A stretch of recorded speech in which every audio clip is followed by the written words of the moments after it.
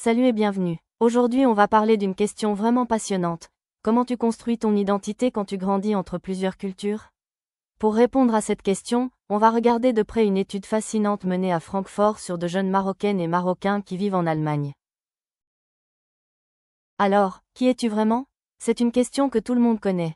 Mais aujourd'hui, la réponse n'est plus si simple. Ce n'est plus seulement allemand ou marocain. La réalité est beaucoup plus complexe. Imagine un instant. Autrefois, les choses étaient souvent plus claires. Ton identité t'était presque donnée dès la naissance. Par ta famille, par la communauté, par la tradition. On naissait dans un rôle et le chemin semblait déjà tracé. Il y avait peu de place pour des choix personnels. Et c'est exactement là qu'on arrive au cœur du sujet. Aujourd'hui, l'identité n'est plus un paquet tout prêt. Elle ressemble plutôt à une couverture patchwork. Une mosaïque que tu construis toi-même, pièce par pièce. Regardons ce concept de plus près. Le sociologue Einar Kupp a développé l'idée d'identité patchwork. Cela veut dire qu'on n'hérite plus simplement de son identité. On la construit activement soi-même. Et honnêtement, ce n'est plus une exception. Pour beaucoup de gens, c'est devenu la nouvelle normalité. Cette comparaison montre très bien le changement. D'un côté, l'ancienne identité stable, transmise par la tradition. De l'autre, une identité que tu construis toi-même, plus flexible et parfois même contradictoire. On passe d'un rôle qu'on accepte simplement à une vie qu'on construit activement. Et ce qui est intéressant, c'est que cette idée d'un « moi fragmenté » n'est pas nouvelle. Le philosophe Michel de Montaigne y réfléchissait déjà il y a plusieurs siècles.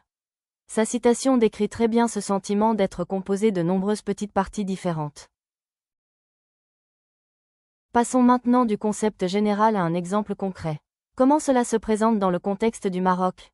Regardons d'abord l'héritage culturel qui forme la base de tout le reste.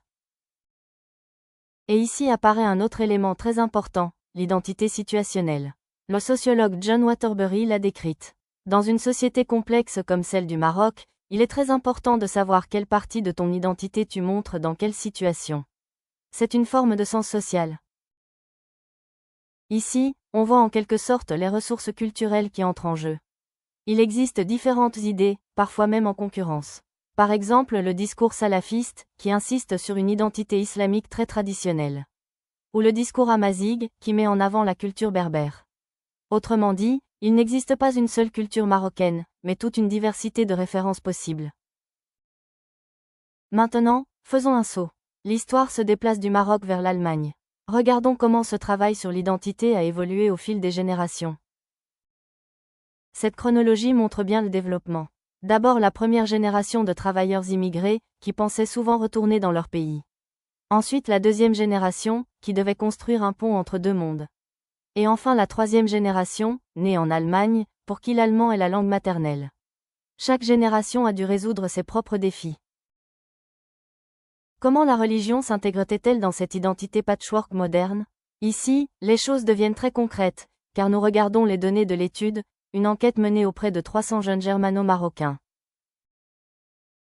Mais avant de regarder les chiffres, écoute cette citation. Elle montre quelque chose d'important, les lieux religieux sont souvent bien plus que des lieux de prière.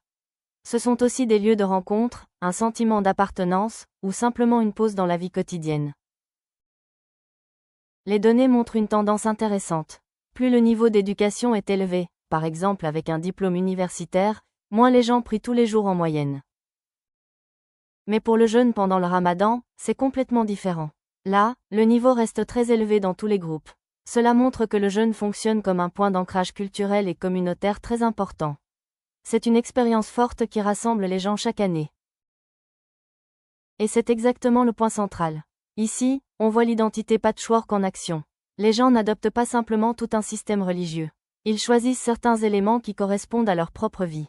Certains pour leur foi personnelle, d'autres pour le sentiment de communauté. Et puis il y a un chiffre dans l'étude qui peut surprendre, 44%. C'est la part des jeunes germano-marocains interrogés qui disent appliquer la charia dans leur vie. Mais attends un instant. Avant de tirer des conclusions trop rapides, il faut regarder ce que cela signifie concrètement pour ces personnes. L'étude montre que la réalité est souvent très différente de ce que le mot peut laisser penser. Pour la plupart des personnes, cela ne signifie pas placer un système juridique au-dessus du droit allemand. Il s'agit plutôt de pratiques quotidiennes, manger halal, éviter les intérêts bancaires, participer aux fêtes religieuses ou faire des dons. C'est simplement un autre élément choisi de leur identité qui leur donne un sentiment de direction et de stabilité. Alors, que peut-on retenir de tout cela?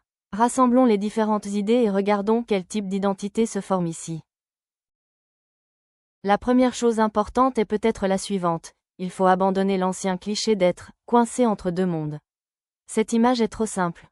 La réalité est bien plus complexe et, en fait, aussi beaucoup plus créative. Ces jeunes ne sont pas des victimes passives de deux cultures. Ils sont les architectes actifs de leur propre identité. Ils prennent des éléments de la culture allemande, de l'héritage marocain et de leur foi, et en créent quelque chose de nouveau. C'est un véritable travail créatif. Et c'est l'idée centrale. Ce qui apparaît ici n'est pas un compromis faible. C'est une nouvelle synthèse cohérente. Une identité qui peut être moderne et flexible tout en restant profondément liée aux traditions. Et cela nous mène à une dernière grande question qui va bien au-delà de cette étude. Dans un monde où de plus en plus d'identités deviennent des identités patchwork, qu'est-ce qui relie finalement toutes ces différentes pièces? Une question intéressante, peut-être pour chacun de nous. Dans cette vidéo, nous avons discuté d'un ouvrage des Abdelrahman Amar publié en 2020. Tu as des questions ou des idées de sujets? Écris-nous à youtube@empowermigra.com. Empower Migra. Comprendre commence par écouter.